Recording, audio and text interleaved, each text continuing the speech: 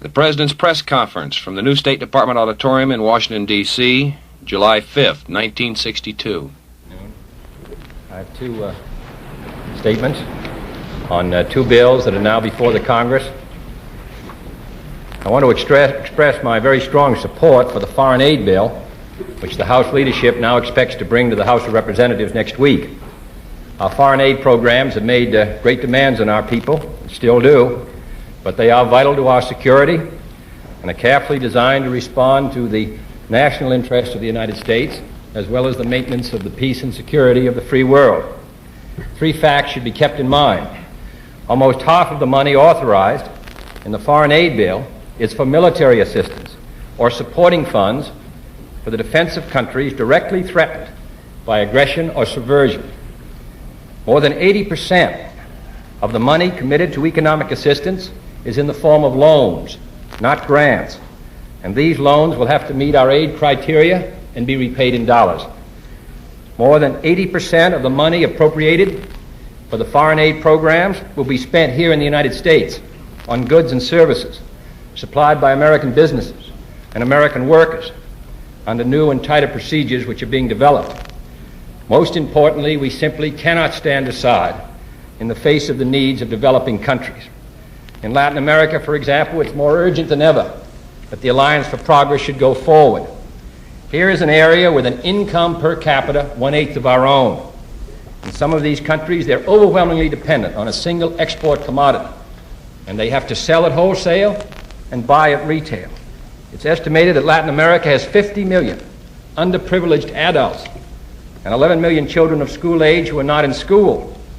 The stirrings of revolutions can be felt in this hemisphere. It will either be peaceful or violent.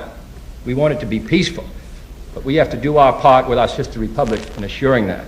This is a bipartisan bill supported by my predecessors since 1945. I hope we can get favorable action this year.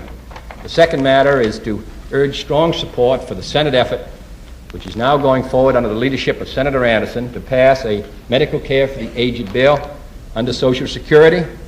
The bill which is now coming before the Senate is a strong bill. It meets the problems of those who have been not covered by Social Security. It provides participation by the Blue Cross, by private insurance companies. It's an effective bill, and I think could mean a good deal to our older citizens and their children who must sustain them. I hope the Senate will act, and then the House. Mr. President, there seems to be growing sentiment in various sectors, both labor and business, for a tax cut this year. Have your discussions with Secretary Dillon this week opened the door at all to such action in 1960? No, we're continuing to watch the economy. We have, as you know, planned a tax cut and tax reform to come next year. And we, of course, would prefer to maintain that schedule. We're continuing, however, to watch the basic indicators of the economy. And if we feel that the situation in the economy would warrant a tax cut, of course, then we would recommend it. At the present time, we are maintaining our previous schedule, but I think the recommendations of the Chamber of Commerce, which is, of course, intimately in touch with the business community, and also the recommendations of the AFL-CIO in regard to the need for a tax cut should be very seriously considered by the executive, as it is by me, and by the Congress, because representing as they do business and labor, giving their recommendations in favor of a tax cut, we have to take that judgment into very careful balance, which we are. Mr. President, regarding your proposal for a Declaration of Interdependence and a concrete Atlantic alliance, can you give us any particulars on how these goals may be achieved? I'm thinking in terms of how long a period of time may be involved, and whether eventually this would be based on alliances or some form of political union. Now, as I said yesterday, the first task is, of course, for Europe in its own way, and according to its own decisions, to complete its organization. When a decision is reached in regard to Great Britain's joining, which we hope this summer, then of course this work will move ahead at a more accelerated pace. What I was attempting to suggest yesterday was that any view in Europe, or any stories which might appear that we regard this strong and increasingly united Europe as a rival, were not true. We regard it as a partner. We regard it as a source of strength. It is true that when this united Europe develops, that of course its relationship with us will be different than it's been in the past. The NATO alliance was a series of independent countries. place special responsibilities upon the United States, which we were glad to assume, but which, of course, the relationship would be different between a single powerful Europe or a union of powerful European states and the United States. We would have to work together on economic matters. As you know, we have been carrying great burdens in many parts of the world. The dollar has, as well, military, economic, political, and I'm hopeful that when Europe has completed its work, that Europe and the United States can then attempt to complete and harmonize its relationship in a way that will benefit not merely the United States and Europe, but also, as I said yesterday, will look outward. We do not want this to be a rich man's club while the rest of the world gets poorer. We want the benefits of this kind of union to be shared. But the first task is Europe's, and then it will be Europe and the United States. Yes, Mr. President, today you named a new Soviet ambassador. No doubt you've talked in general terms, or will talk in those terms with him about his mission. I wondered if you could discuss briefly, in a general way, your feelings about the relations with the Soviet Union since you've taken office and what you expect in the months ahead. Well, in the case of our new ambassador, Mr. Kohler, I've worked very intimately with him for the last year and a half because he's been ahead of the so-called task force on Berlin and has participated in all the ambassadorial meetings, so that he goes to the Soviet Union with complete knowledge of the government's policy and also my complete confidence. We continue to attempt to work for an adjustment of those major tensions which disturb the relationship between the United States and the Soviet Union and between the free world and the communist world. We have not always been as successful as we had hoped, but we are continuing. We're continuing the discussions over Berlin. We are now in conference in Geneva on Laos, where we are hopeful that a satisfactory treaty can be reached. We are going to be back in conference on July 16th on disarmament with the Soviet Union, so that we are continuing to see if it's possible to reach an accommodation for the peaceful use of space.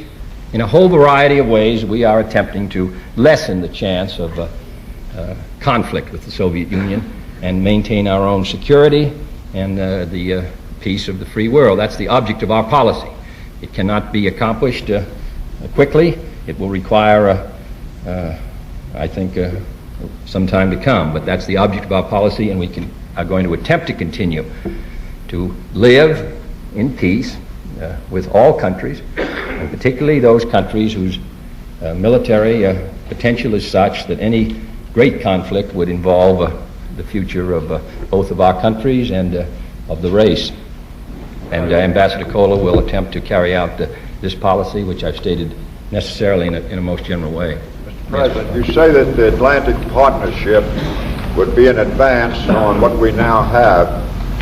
How would it better achieve those things you claimed for it yesterday in Philadelphia? That is, a greater deterrent to aggression, a banishment of war and coercion, and some of the other Well, this things. will represent an extremely powerful body of people and productive power.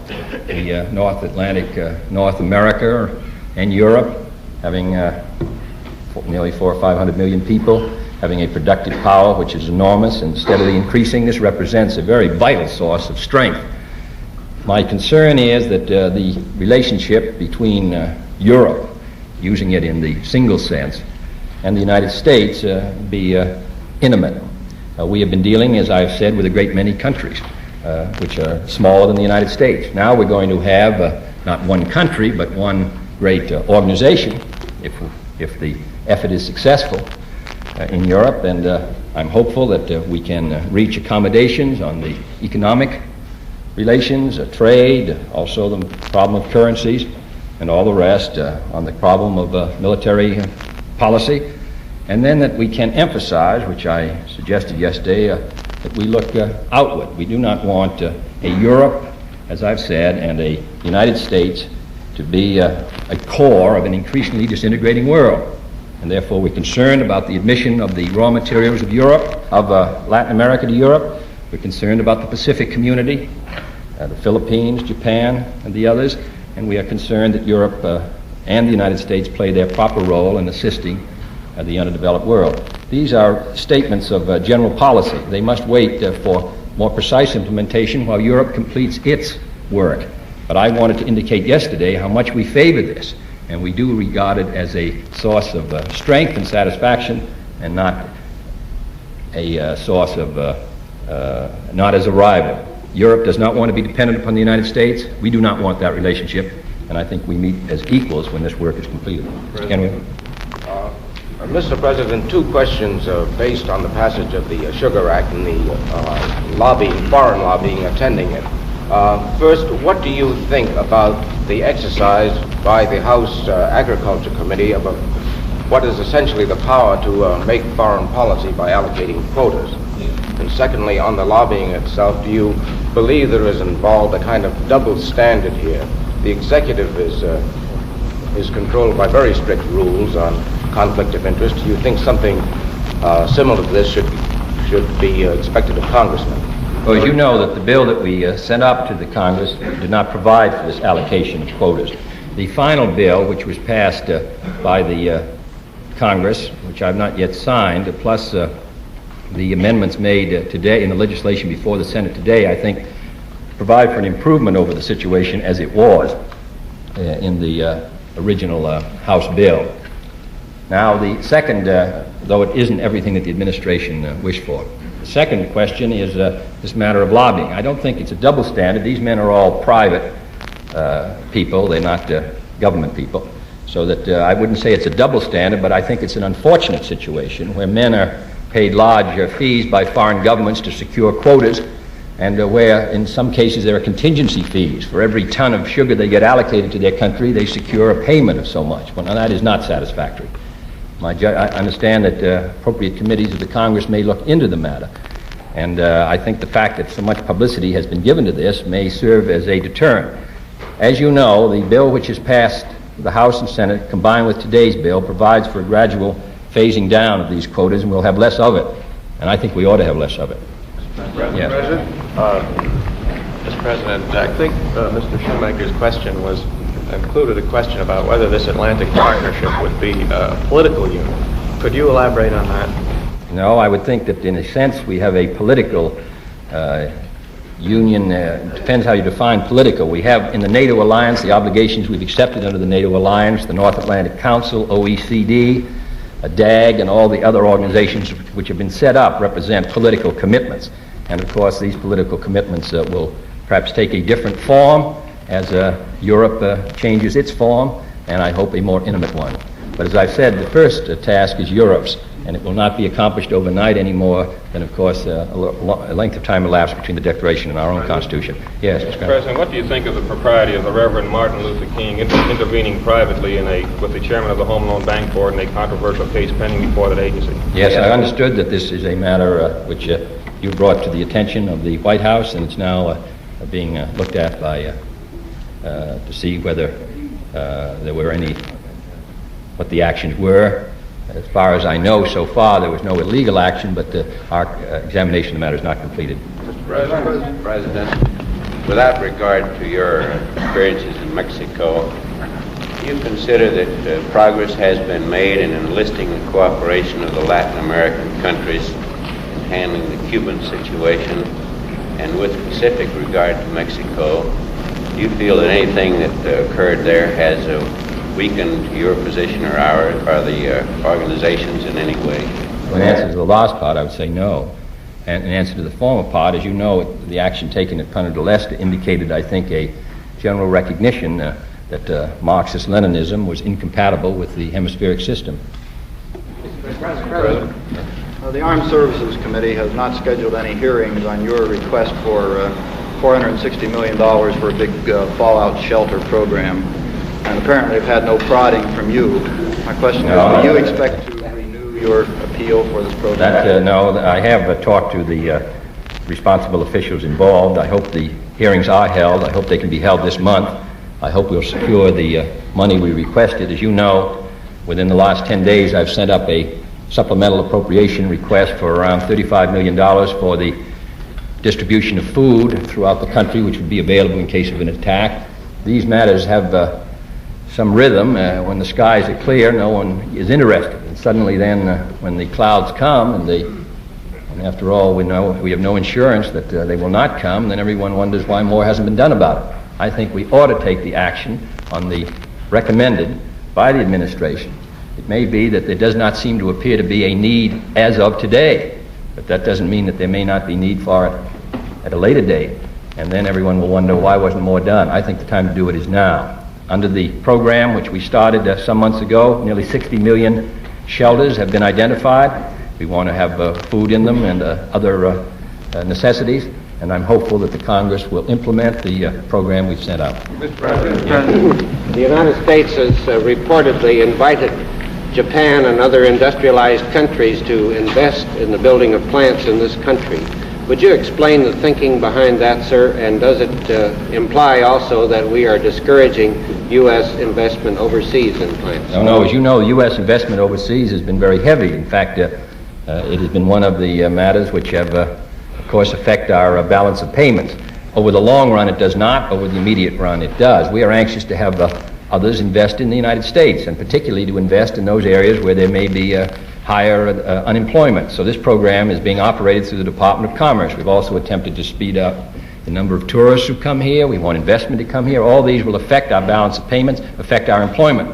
We don't want our capital merely to be invested outside the United States. We want foreign capital matching to come here, and that's the purpose of this program. Mr. President, there are proposals to suspend the equal time requirements to permit major candidates for House and Senate and governor to debate this year. Do you favor this? Yes, I think I'd like to see the legislation, but I think the purpose that you describe it, I would favor it, yes. Mr. President, this morning Governor Welch of Indiana visited you about the conflict between the port and the Lake Michigan lakeshore area, and he was referred us to you about your comments on that. Did you give him any encouragement? No, he explained the concern of Indiana, the effect on the jobs. As you know, there is a opposition to this proposal based on the effect it will have on the national park there. The Budget Bureau is having an analysis made tomorrow, at which I think Governor Welch and his representatives will attend. There will also be a White House representative there to hear that discussion, and then we will make a report, a recommendation to the Congress shortly. Mr. President, sir, the Democrats in Michigan are hoping to invite you to a $1,000 a plate brunch for a select group of businessmen, with the understanding, which is rather interesting, that if the list is complete, about 40 men, the list will then be sent to the White House, whereupon you are to write them invitations for a meeting to discuss the government's relations with business. Would you care to comment on that idea and whether this is something that might, or what this might do to the idea that the Democrats are not the party of business? Well, I think that, let me say, I haven't heard of this brunch, and so that we have no plan. We are having luncheons in which businessmen and others will be invited, and doesn't cost any amount of money. I would think that problem of political parties raising funds is a difficult one. I'm not familiar with this one. I don't think that I'll be able to participate in it, but I'm very concerned about the problem with which both parties have of the difficulty of raising funds to carry on campaigns. Now, in the last part, I agree the Democratic Party is not the party of business. There's an awful lot of businessmen who have supported the Democratic Party. I think its base is very broad, traditionally, includes wide spectrums of the American public, and does not confine itself to merely one section. Mr. President, I believe you've been in office about 17 months now and still haven't signed that order against racial segregation in federal financed housing. Could you tell us when you do plan to sign that? When I will announce it when we think it would be in a useful and appropriate time. You will sign it before the end of your term. I've said already that I would meet any commitments of that kind that I've made. Yes, I will point out that we've carried out a great many activities in the field of civil rights, executive action, and including actions by the Department of Justice and others, and I will take actions as it appears that they will accomplish the result which we want to accomplish, which is providing equal opportunity. Yes? Mr. President, you indicated that one of your prime interests in lessening tensions with the Soviet Union. I believe Mr. Khrushchev and Radio Moscow indicated in the last few days that they think Mr. McNamara's Ann Arbor speech enunciating a counterforce document was an aggressive policy. Do you see any conflict between the two? I think Mr. McNamara's speech was an attempt to explain why the United States opposed the idea of expanding national deterrence. He was devoting himself to that. That was his purpose, to try to explain and put theory behind the practice of American policy, which is to discourage the expansion of national deterrence as not as inimical to the cause of peace. So that I regarded it in that sense as constructive, and if read from that point of view, I would hope that others would regard it so. Yeah. Mr. President, the name of Robert Weaver has frequently been mentioned as possible successor to Secretary Ribicoff, who has announced he'll resign in a week or so as Secretary of Health, Education, and Welfare. Could you tell us what your plans are to fill that post? No, not until the Secretary resigns. Mr. President? Yes. Two related questions on the economy. Could you spell out a little bit the formula that you will use to make the decision whether you will ask a tax cut this year or not? And secondly, did Mr. Heller's observations in Europe as to the remarkable status of their prosperity draw you in any way further toward being convinced that deficit spending is a good idea in terms of our own problem? No, well, I think I explained in a previous address at New Haven about my view that the budget should be, of course, at times when there is a strong inflationary pressure in the economy, that we should pursue a different budgetary policy than we do at a time when the economy is sluggish. Because if the economy remains sluggish, you have the deficit anyway. Witness the 58 deficit of $12 billion because of a drop in earning power and a drop, therefore, in tax revenues. In addition, as the International Bank at Basel pointed out, there will be times when you will want to run a deficit budget policy and a higher interest rate policy in order to protect your goal. So that these fine judgments have to be made. Now, as to the first part of your question, we will look at the indicators, the sort of basic indicators, which have had some historical significance as in previous years as indicating a prognosis for the economy. In addition, we are going to come out next week with the tax depreciation schedule, which is now in the printers. We are hopeful we'll get action on our tax credit bill. We're hopeful we'll get action on the public works bill. Some of the other programs which we've talked about, the tax power, set-aside tax power, all these could affect our judgment as to whether we should go to the Congress this year. But the basic question will be to try to make an analysis as to the health of the economy over the next months and whether 63 is the appropriate time or now. Yes, Ms. Scally?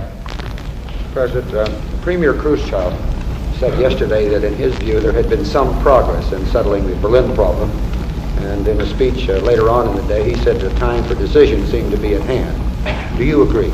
Well, I think we should continue to examine whether we can reach an accord on a matter in which we have powerful interests and on which we do not see alike. So it's a very difficult negotiation. Mr. Dobrynin and the Secretary spoke just before the Secretary's visit. I'm sure they will be meeting shortly again.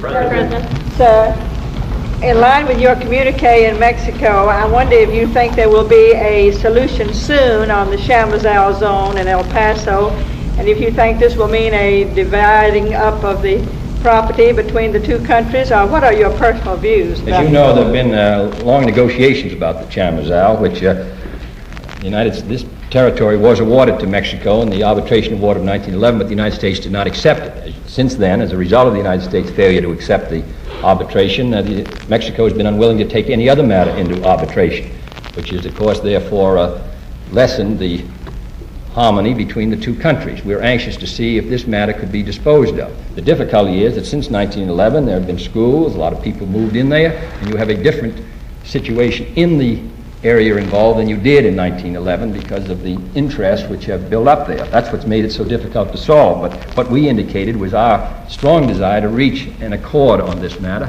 which we're going to attempt to do, taking into account the problem which is now there in El Paso and the interests of the people who are involved and the interests of the Mexican government. But it's a matter that we cannot afford to continue to treat with some indifference because the United States failed after agreeing to arbitration, then backed down and did not accept the award. This is, sir, this is somewhat related to an earlier question. The other day, General Eisenhower described the Republican Party as the party of business. Now, if you consider this fair or accurate as to the Republican Party or the business community?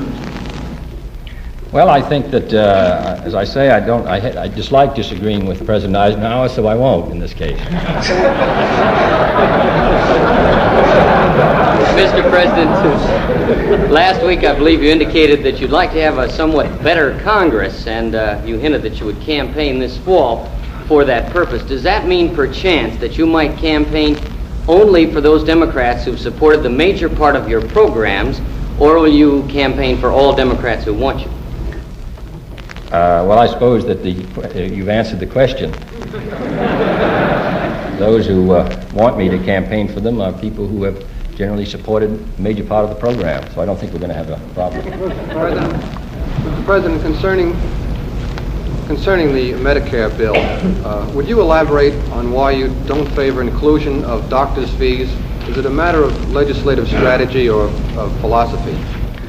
I think that the doctors are very strong against being included. They feel that this would involve the government in the doctor-patient relationship, and therefore we have concentrated our efforts in attempting to assist people to pay their bills, hospital bills, and quite obviously if they find that eased, they'll be in a better position to work out their relationship with their doctors.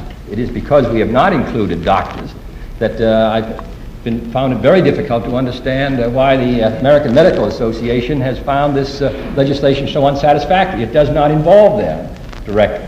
It involves the payment of hospital bills.